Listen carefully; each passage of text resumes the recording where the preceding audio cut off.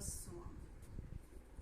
मैं सविता राधा स्वामी मेरे गुरु के दरबार में जाकर जो मेरी शिकायत करते हैं उनके बारे में कहती हूँ। जो गंदे इंसान या औरत आज गुरु जो कमी कर रहा है या गुरु के रहते कमी हो रही है उनके बारे में कह रही हूँ। बड़े हिम्मती बन रहे हैं, क्या उनको किंचित भी शर्म है? जब सब ने मुझे मारा, मेरी बदनामी की, मेरे बच्चों व मेरे को रोडों पर डलवा दिया था, तब किसी को कोई दुख क्यों नहीं हुआ? ये गद्दार कहाँ थे? एक औरत की बदनामी जिंदगी कोई अहमियत नहीं रखती? जो इतनी बनकर मेरे आदेश को नहीं मानी, उसके पिता ने मुझ पर चैन तोड़ने का आरोप लगाकर संगत में घसीटकर मारा था। मेरी बेटी उन दिनों में 10-12 साल की थी। मेरी बेटी को भी चोट लगी थी। क्या ये सत्संगी थे? आज उनको कर्म भुगतने पड़ रहे हैं हरामखोरों को, तो उनको अब दुख महसूस हो रहा है। हरामखोरों को मेरी बेइज्जती नजर नहीं आई। आज गुरु से जाके क्या कहते हैं कि हमें आपकी बुराई सुनकर या आपकी बेइज्जती से दुख महसूस होता है। तो क्या एक औरत ऐसे ही बनती है? उसकी माँ ने उसको पैदा करने में कोई दुख नहीं उठाया?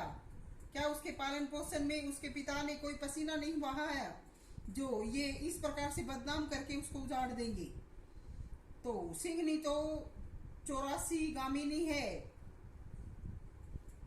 सिंघनी तो 84 गामिनी है। संत सूरमा के आगे क्या मायने रखती है? और संत के पुत्र पुत्री यूं दुनिया में बोली लगवाने के लिए नहीं होते।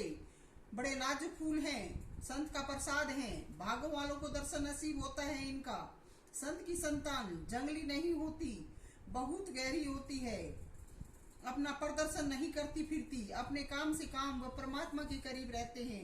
उनको दुनियावी मसलों से कोई लेना देना नहीं होता। संत की संतान में समझ होती है। लड़ाई झगड़े करवाना उनका काम नहीं होता। संत के माता पिता में आज कमी नजर आ रही है। अपना उल्लू सीधा करके उन्हीं को दोष मंडते हो। तुमने संत को झूठ में कलंकित किया, उसके माता पिता को बहका कर अपनी तरफ किया था, और अब कोई उनसे काम नहीं रहा तो उन्हीं में दोष मानने लगे। संत के मुंह से मत कहलवाओ, पहले ही गधे हो। बुद्धि अकल अपनाओ, नहीं तो सदा सदा यूं ही शिकायत करते रहोगे। 10-12 संतान तो किसी को नहीं मिलती। जिनको इतनी संतान मिलती है उनके नसीब का क्या कहना। वो तो बड़े ही भागी होते हैं। खुदा की मौज उन पर बरसती है। गुरु ने 6 साल बाद बुलाकर भी क्यों अच्छा सलूक नहीं किया?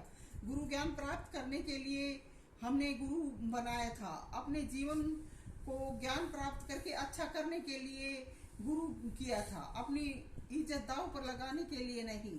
कोई सदा किसी की दाब में नहीं रहता। सबको अच्छा व्यवहार करने की नसीहत दी जाती है। गुरु की जैसी इज्जत होती है, शीशे की भी इज्जत वैसी ही होती है।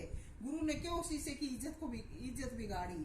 और जब शीशे की इज्जत इस प्रकार बिगाड़ दी है, तो दुनिया में जब शीशे का इस प्रकार का हाल हो तो शीशे क्यों नहीं गुरु के बारे में कहेगा? अब गुरु को शर्म आती है या उन गुरु के हिमातियों को भी अब बहुत ज्यादा जलन हो रही है? उस वक्त जब मेरे हाथ पैर तोड़े, उस वक्त हरामजादे कहाँ थे ये सब? और सामने जब आऊंगी तब मेरे से बात करना। क्या इस प्रकार से जाके मेरी शिकायत करके मुझे धमकी देने की कोशिश कर रहे हो? मैं तुम्हारी दबवार रही हूँ। मैंने तुम्हारा कुछ नहीं बिगाड़ा, मैंने कोई गुनाह नहीं किया। तुमने मुझे हाथ क्यों लगाया? क्या मैं तुम्हारे बाप की नौकरानी थी? तुमने गुरु के कहने से अपने आप को क्यों नहीं आजमाया? तुमने सही गलत का निर्णय क्यों नहीं लिया? तो मैं तुम्हारी बातों से या तुम्हारी धमकियों से किसी से डरने वाली नहीं हूँ। तुम्हारे आगे ही आऊंगी, जिंदा बैठी हूँ अभी मैं, और तुम करना मेरा क्या करोगे? मेरे हाथ पैर तोड़े तब तुमने मेरे रोने की आवाज नहीं आई, तुम्हारे कलेजे नहीं फटे उस वक्त। आज तुम जुबानी फरमानों से बड़े दुखी व व्यथित हो रहे हो। शर्म करो बेशर्मो, क्यों बेशर्मी पर मजबूर कर रहे हो? क्यों बेशर्मी पर तुले हुए हो? मैंने तो अपना पता व नंबर सब कुछ डाल रखा है। मैं क्यों अपने घर में बुलाऊं? मेरे को किसने पानी दिया पीने के लिए? मैं रोडों पर भूखी प्यासी तड़पती फिरती थी। मुझे किसी ने अपनी गाड़ी में साधन में, चाहे रात होने को होती तो भी किसी ने साधन में नहीं बिठाया। मैंने घर से अपने बेटे को बुला बुलाकर गाड़ी का 3-4 हजार रुपए का तेल जलाकर मैं रात को अपने घर में अपने बच्चों को बुलाकर पहुंचती थी। तो उस वक्त तुम कहाँ मर रहे थे? क्या तुमने सविता का उस वक्त दुख दर्द और तड़प देखी थी? आज तुम सविता को देख देख के बड़ी ड्रेस बदलना चाहते हो। सविता जैसा तुम्हें जीवन चाहिए, सविता जैसी तुम्हें खुशहाली चाहिए। कहाँ से आए, कहाँ से आए? इसका तो सब कुछ मेहनत का है।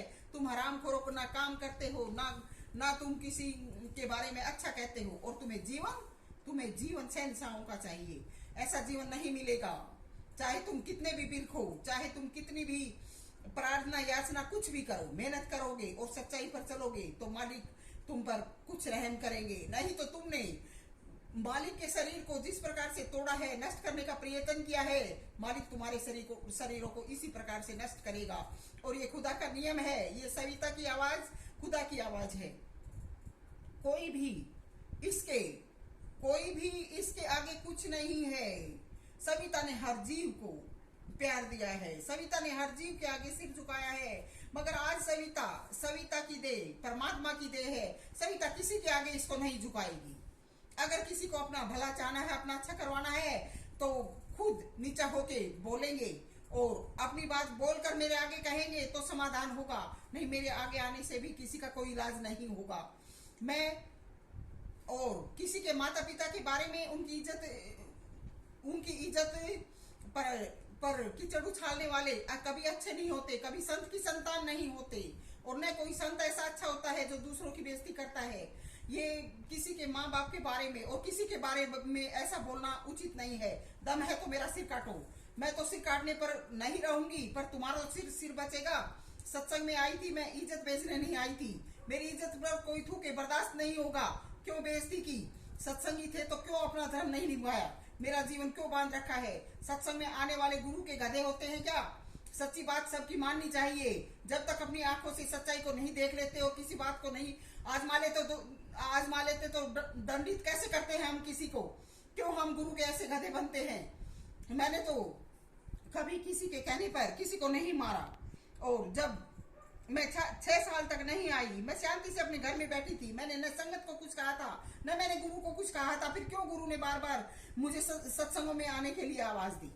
और फिर मैं आ गई तो क्यों मेरे दुख दर्द के बारे में नहीं पूछा? बुलाकर फिर से वही बदतमीजी तुम लोगों ने की। मैं तुम्हारी किसी भी प्रकार की किसी बात से कोई खुश नहीं हूँ। मैंने सेवा के बारे में साफ मना कर दिया था। क्योंकि मैं सेवा करने में सक्षम नहीं हूँ।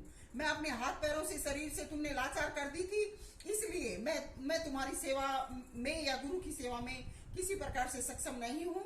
मुझसे सेवा नहीं होती है। अगर मेरी सेवा करो तो मुझे बुलाओ, नहीं तो मुझे कुछ नहीं कहोगे। मैं यूं ही तुम्हें गालियां भी दूंगी, क्योंकि मेरे हाथ पैरों में दर्द रहता है। तुमने मुझे घसीट कर मारा था, तुमने मेरे साथ बुरा व्यवहार किया था। मेरे साथ जो किया है वो मैं कभी भूल नहीं पाऊंगी। मुझे सेवा नहीं बनती, मैं सेवा के ढंग में नहीं हूँ, इसलिए मुझे तंग ना करें। कहीं भी मेरा निरादर करोगे तो मुझे तुम इज्जत नहीं पा सकोगे। मैं भी तुम्हारा निरादर करूंगी, उसमें चाहे गुरु हो, चाहे शिष्य हो, चाहे कोई इंसान हो। जो इज्जत करेंगे उनको इज्जत मिलेगी। मुझसे बदतमीजी करने की या मुझे किसी भी प्रकार से बुलवाने की कोशिश न करें। मैं किसी को एक लफ्ज भी नहीं कहती हूँ, और मुझे कहने की कोशिश न करें। मुझे सत्संगों में आया जाएगा तो मैं आऊंगी, क्योंकि न मेरे साथ किसी ने कोई अच्छा सलूक किया और न मैं अब भी मेरी किसी ने कोई सेवा नहीं की, तो मैं क्यों यहाँ आकर धूप में मरूंगी और क्यों अपनी मेहनत की कमाई में से किसी को कुछ भी दूंगी। मैं अपने घर में रहूंगी। मुझे किसी के दुख दर्द से कोई मतलब या वास्ता नहीं है, क्योंकि मेरे साथ जो सलूक किया है हराम को, वो अपने दिल में देखे कि हमने इसके साथ क्या किया था और अब हम इससे क्या मांग रहे हैं। इसलिए मुझे ज्यादा बुलवाने की कोशिश न करें।